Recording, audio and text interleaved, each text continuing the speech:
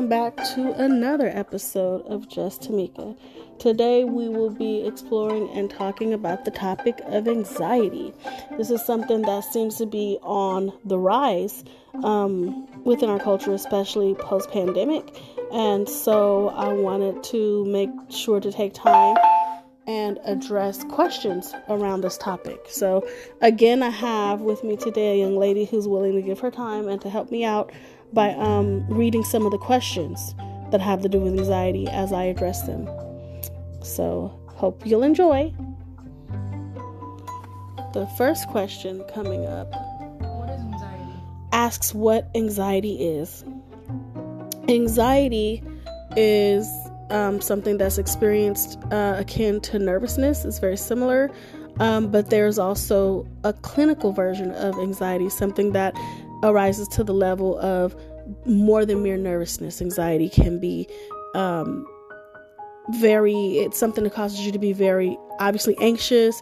It can engage your sympathetic nervous system, causing your fight or flight response. It can cause trauma responses. It can cause you to feel overwhelmed. It can increase heart rate. It basically throws your body into panic. You can have actually a panic disorder.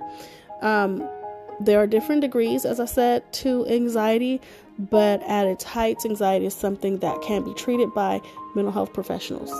How prevalent are anxiety disorders? This question asks how prevalent anxiety disorders are, and I don't have direct numbers and figures for you, but I have noticed that it has been on the increase, especially in our young people across the board. I've had colleagues express the same thing, but I will say that I do not have figures and facts for you, so I really don't want to go into that part of it. What other questions do we have available that might be easier for me to kind of explain? Who is at risk? Anyone can be at risk for anxiety. In fact, we all have some level of anxiety within us. We have reactions to things on a daily basis. But we have some people who tend to be a little bit more prone to higher or more intense forms of anxiety.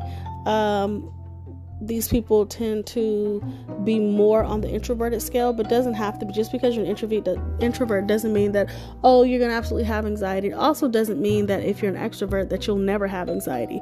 We all will experience it on some level, but it does tend to be on the rise. And I think especially in our young folks and our youth today. It's not to say that adults can't experience it either. What are the risk factors/triggers for anxiety disorders? Some risk factors and triggers for anxiety disorder is not knowing when you're becoming anxiety. So the opposite of anxious is relaxed. So if you are anxious, you are tending to be more prone to having increased heart rate, having tense muscles, having all of those things that indicate that you're in a nervous or just anxious body. That could be experienced or felt to be, I think the best way I could describe it is maybe like a sense of panic. If you've ever had like a moment in time where you felt out of control, there's also people oftentimes fear that they might be dying because they don't know why their heart's jackhammering, why they can't catch their air. It really does seem to be a sense of panic. People have described it as being trapped in this cycle. Hopefully that helps explain a little bit. What are the symptoms? Some symptoms of, I think I pretty much have gone over the symptoms that people share out that they've experienced. Is there another question that I haven't covered yet? What do I need to tell my doctor? If you are experiencing anxiety and some things that maybe you want to tell your doctor are, number one, that you are experiencing anxiety, especially if it's a panic attack. What does that look like? What is the difference between just regular anxiety and panic attack? A panic attack is much more acute, much more intense. It's something that most people really do feel fearful that, oh my God, am I dying? This is it.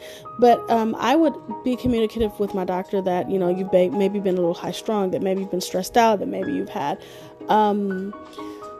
found yourself having shortness of breath, you found yourself having rapid heartbeat, you found yourself feeling really maybe nervous, for lack of a better word. You haven't been able to relax. You feel like you're just always on high. So these are things I would tell my doctor. And let's see, there's... Okay, what are treatment options for anxiety disorders? Some of the treatment options are talk therapy, learning strategies, learning when to recognize your triggers, when and how to recognize your triggers and symptoms, how to de-stress, learning how to self-regulate or regulate your emotions to the point where you're not stressed to the max. And by stressed, I mean not stress in the traditional sense, but if you are in a relaxed body, that's one thing. But if you're in a body that's really, really at the heights of anxiety, you'll need to learn how to monitor, how to tell how much anxiousness you have in your body. You want to be able to key in and catch it at lower levels, because if it's at the max level, it's a lot harder to bring that down. So that's what I mean by self-regulate. You have to begin to pay attention to your body. You have to begin to recognize your triggers or your cues when your body's telling you that, hey, we're starting to get, our anxiety's starting to get a little bit up there.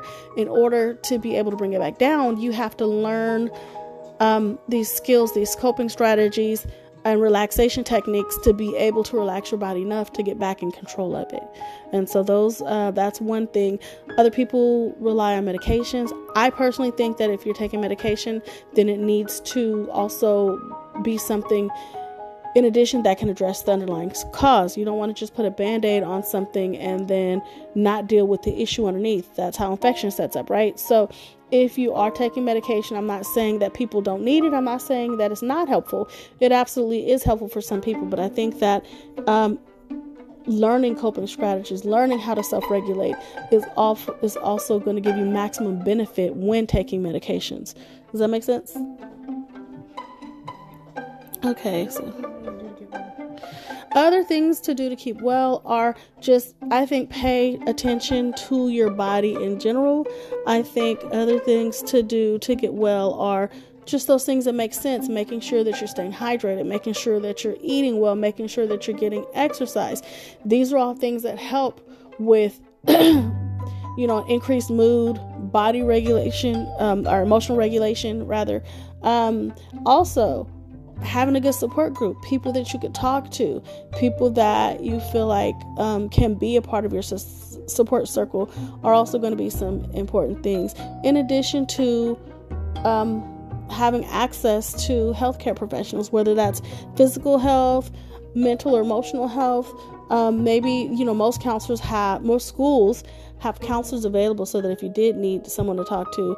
We also now have technology that can knock down a lot of these barriers. So maybe you don't have a car, maybe you don't have, a way to get to these appointments. Well, nowadays it's as easy as opening an app on your phone to be able to speak to someone or to be able to learn more about how to improve your mental and emotional health. So, what else is there? Let's see. What else can I read about? As far as finding literature on anxiety, there's a lot of ways to do that too. I mean, a simple Google search will yield things. There's a lot being done on anxiety at the moment. There are great authors out there like Van der Kolk, who has a lot. He does a lot with anxiety and how it's trapped in the body. One of my favorite reads by him is The Body Keeps the Score. That's a really good book. You can get it at the library. You can get it on the Hoopla app. You can probably even get it on Audible if you're more of an ebook type person and like to listen. But these are just some things out there that can help you to just kind of self-educate and learn a little bit more.